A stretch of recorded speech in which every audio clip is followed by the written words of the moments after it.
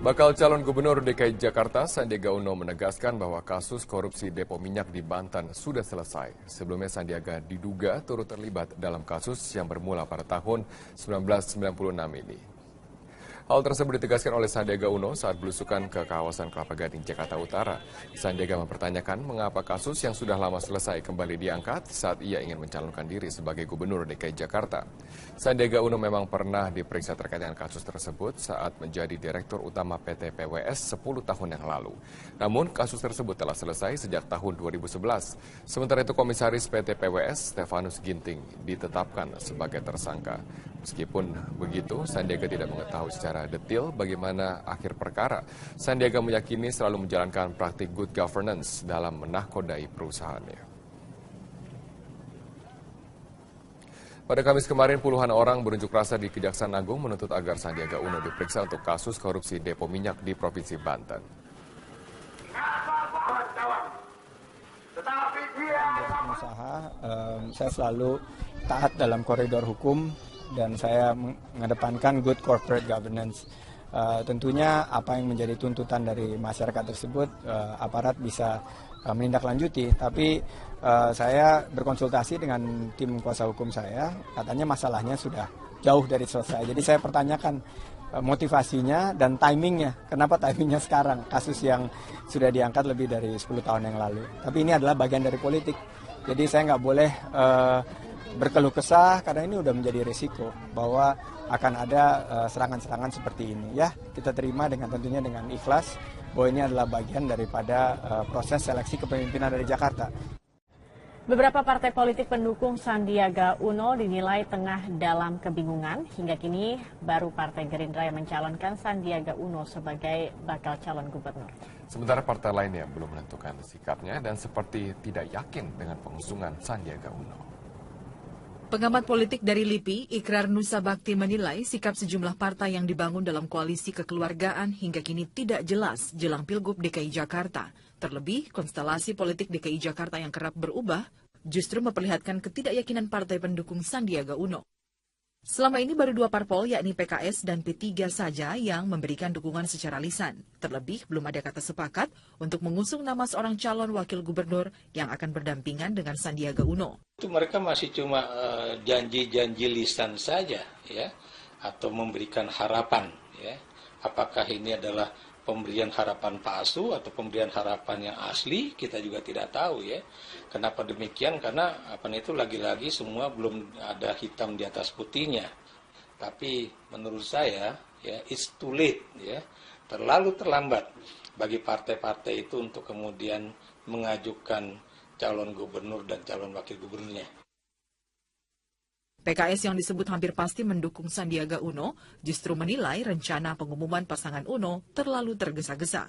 Hingga saat ini, baik PKS maupun P3 menyebut belum ada kesepakatan antara partai siapa calon yang bisa diusung menandingi elektabilitas Ahok. Kalau belum mendapat kesepakatan, saya masih tetap punya harapan jangan terlalu buru-buru diumumkan. Selama masih ada ruang waktu untuk pendaftaran. Karena kita ingin firm betul, dan saya berharap juga koalisi kekeluargaan ini bukan hanya sekedar move politik, memang betul-betul mencari sebuah alternatif pasangan yang bagus, gitu loh. P3 akan masih mencari figur-figur yang bisa menyaingi Ahok. Artinya kita percuma mengusung figur kalau misalnya tidak mampu bersaing dengan Ahok yang ada saat ini. Kurang dari 1 bulan tahapan pendaftaran calon gubernur dan wakil gubernur, sikap koalisi kekeluargaan nampaknya terbelah. Langkah Gerindra yang segera mengumumkan calon pendamping Sandiaga Uno dipertanyakan oleh partai anggota koalisi kekeluargaan. Di sisi lain, calon gubernur DKI Jakarta Sandiaga Uno mengklaim bahwa dirinya sudah memegang surat rekomendasi dari Partai Gerindra. Tim Liputan Metro TV. Pemirsa, Partai Golkar terus menjalin komunikasi dengan PDI Perjuangan untuk meminta dukungan terhadap Basuki Cahayapurnama pada Pilkada DKI 2017. Meski wacana kembali duetnya pasangan Ahok Jarot semakin menguat, Golkar memastikan partai pendukung Ahok sudah menyiapkan alternatif dukungan jika PDI Perjuangan tiba-tiba mengusung calon sendiri. Ketua DPD Golkar DKI Jakarta Fayakun Andriadi menjelaskan, sejauh ini komunikasi parpol pendukung Ahok dengan PDI Perjuangan terus berlangsung. Partai Golkar dan 2 partai lain terus membuka pintu komunikasi jika ada partai lain yang ingin bergabung. Fayakun berharap bergabungnya partai lain akan lebih memudahkan Ahok untuk memenangkan Pilgub DKI. Hanya saja, Fayakun mengungkap bahwa dukungan parpol harus dinyatakan melalui surat dukungan seperti hal yang dilakukan oleh 3 partai sebelumnya. Golkar dan partai pendukung Ahok pun tidak khawatir jika PDI Perjuangan berubah sikap di detik terakhir jelang pendaftaran. Pasalnya, Ahok sudah memperoleh dukungan 3 partai yang memenuhi kuota pencalonan melalui jalur partai politik. Enggak, sudah memenuhi kan dari sisi administrasi minimal 22 kursi, kami sudah 24 kursi. Kemudian dari sisi kesiapan independen juga 1 juta KTP sudah pernah dikumpulkan. Jadi sekarang teman Ahok dan 3 parpol sudah bersama-sama. Dan kami tetap membuka diri. Ayo siapa yang mau gabung, mau gabungnya pakai heboh atau menggabungnya mau nggak pakai heboh, silahkan aja. Masih ada waktu sampai dengan hari pendaftaran, kita buktikan di hari pendaftaran. Gubernur DKI Jakarta Basuki Cahayapurnama memberikan opsi pada partai Islam untuk mendukung dirinya atau tidak dalam Pilgub DKI Jakarta. Ahok mengatakan tidak menghitung dukungan partai berdasarkan agama. Hal ini disampaikan Gubernur DKI Jakarta Basuki Cahayapurnama atau Ahok saat meresmikan RPTRA di Rusunawa Cipinang Besar Selatan, Jakarta Timur pada Selasa pagi. Ahok menjelaskan ia hanya menawarkan kinerja yang baik sebagai ajakan kepada partai Islam untuk bergabung mendukung dirinya dalam Pilgub DKI Jakarta. Ahok yakin jika selama ini dirinya bekerja sebagai gubernur DKI dengan baik, maka baik partai bernafas Islam maupun partai nasionalis tetap akan mendukungnya. Ahok mengaku selama ini komunikasinya dengan partai Islam berjalan dengan sangat baik. Saat ini memang jumlah kursi partai Islam di DPRD DKI Jakarta cukup signifikan. PKS memiliki 11 kursi, P3 memiliki 10 kursi, PKB memiliki 6 kursi, sementara PAN hanya memiliki 2 kursi. Saya kira kita tidak ada membedakan partai Islam non-Islam. Saya hanya menawarkan kalau Anda merasa saya bekerja dengan baik, dengan jujur, saya tawarkan Anda mau ikut dukung saya atau tidak. Kalau Anda tidak mau dukung saya, silakan cari lawan saya. Saya semua teman, saya semua komunikasi teman. Saya juga tidak suka berpartai, berpolitik itu menghitung pakai partai Islam, non-Islam atau agama.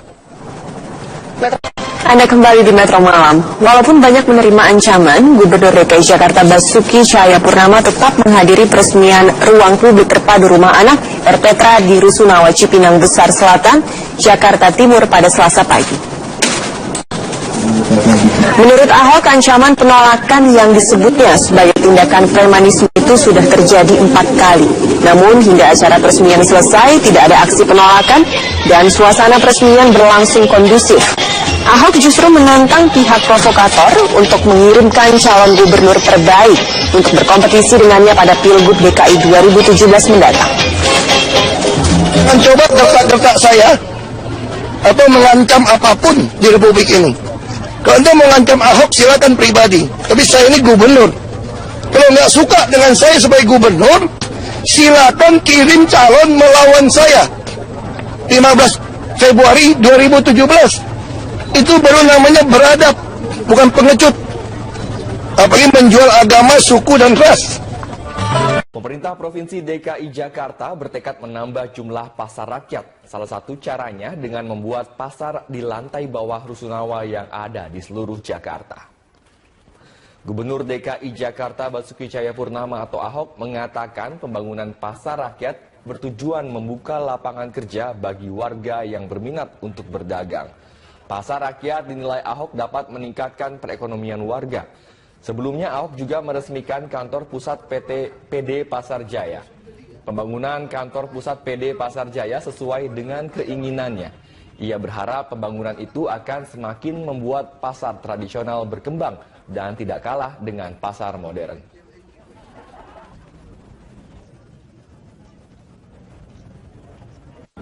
Kita kan tambah pasar terus. Kan konsep kita setiap rusun jadi komplek pasti ada pasar. Ini tahun depannya ada 6 kalau nggak salah yang dari Rusunawa. Dari Rusunawa ada 6. Jadi kita tambah terus pasar rakyat ini. Pasarnya dari mana? Semua rusun pasar.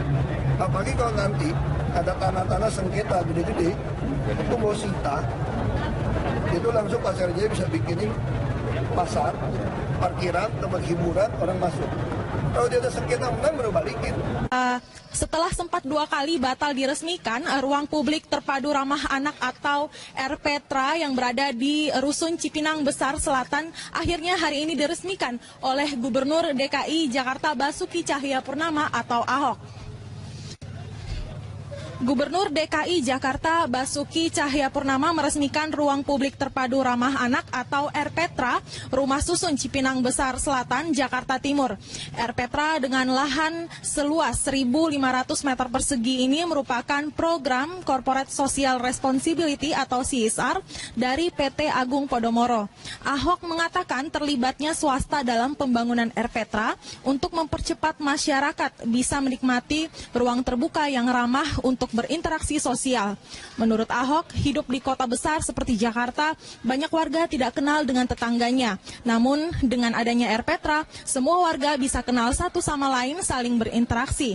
Di antara warga bisa saling bertukar pikir untuk mencarikan solusi jika ada masalah. Di RPTRA ini, warga bisa menikmati taman bermain, lapangan olahraga, ruang serbaguna, dan juga direncanakan untuk ada wifi gratis.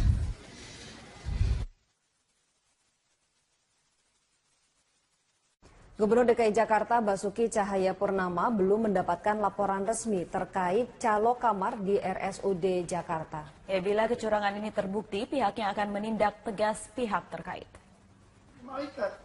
Walau belum menerima laporan resmi, namun Ahok tidak kaget saat mendengar kabar adanya calo kamar ini. Sebab praktik calo kamar ini sudah sering terjadi, yaitu ada permainan antara pihak luar dengan pihak rumah sakit. Beberapa oknum di rumah sakit mengaku bahwa kamar penuh padahal sistem terlihat masih ada kamar kosong. Calon pasien yang terkena jebakan calo kamar adalah pasien yang tidak mengecek ketersediaan kamar di rumah sakit terlebih dahulu. Padahal seluruh data rumah sakit terbuka untuk publik.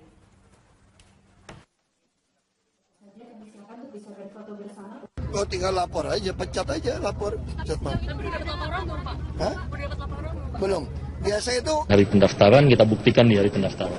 Gubernur DKI Jakarta Basuki Cahayapurnama memberikan opsi pada partai Islam untuk mendukung dirinya atau tidak dalam Pilgub DKI Jakarta. Ahok mengatakan tidak menghitung dukungan partai berdasarkan agama.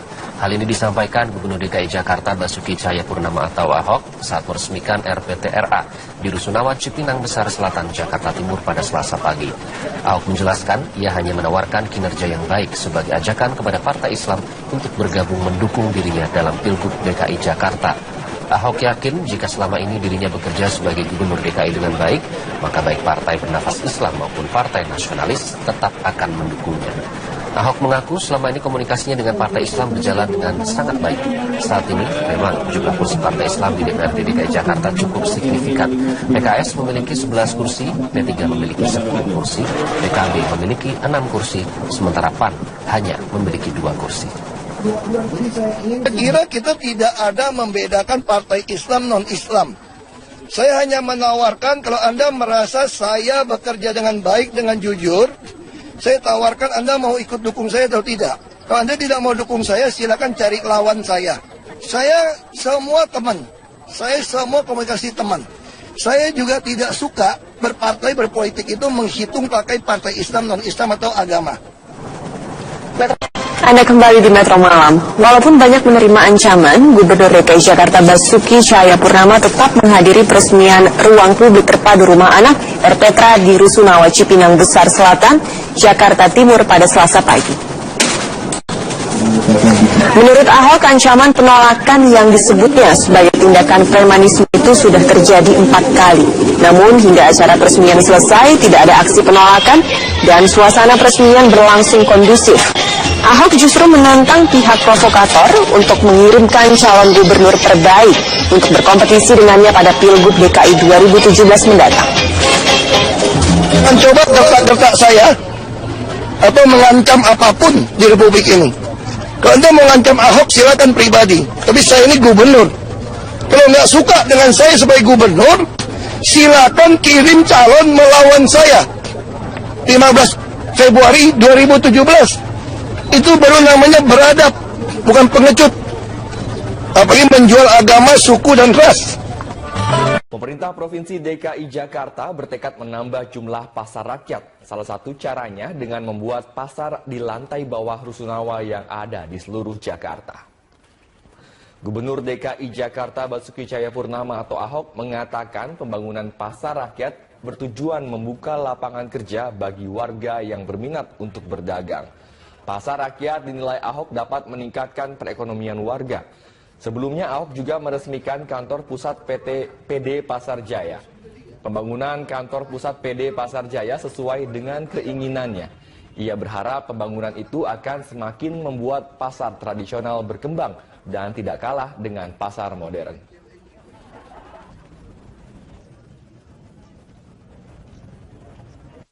Kita kan tambah pasar terus. Kan konsep kita setiap rusun jadi komplek pasti ada pasar. Ini tahun depannya ada 6 kalau nggak salah yang dari Rusunawa. Dari Rusunawa ada 6. Jadi kita tambah terus pasar rakyat ini.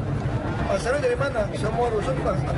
Apalagi kalau nanti ada tanah-tanah sengketa gede-gede, itu mau sita, itu langsung pasar Jaya bisa bikinin pasar, parkiran, tempat hiburan, orang masuk. Kalau dia ada sengketa menang baru balikin. Setelah sempat 2 kali batal diresmikan, ruang publik terpadu ramah anak atau baru Partai Gerindra yang mencalonkan Sandiaga Uno sebagai bakal calon gubernur. Sementara partai lainnya belum menentukan sikapnya dan seperti tidak yakin dengan pengusungan Sandiaga Uno. Pengamat politik dari LIPI, Ikrar Nusa Bakti menilai sikap sejumlah partai yang dibangun dalam koalisi kekeluargaan hingga kini tidak jelas jelang Pilgub DKI Jakarta. Terlebih, konstelasi politik DKI Jakarta yang kerap berubah justru memperlihatkan ketidakyakinan partai pendukung Sandiaga Uno.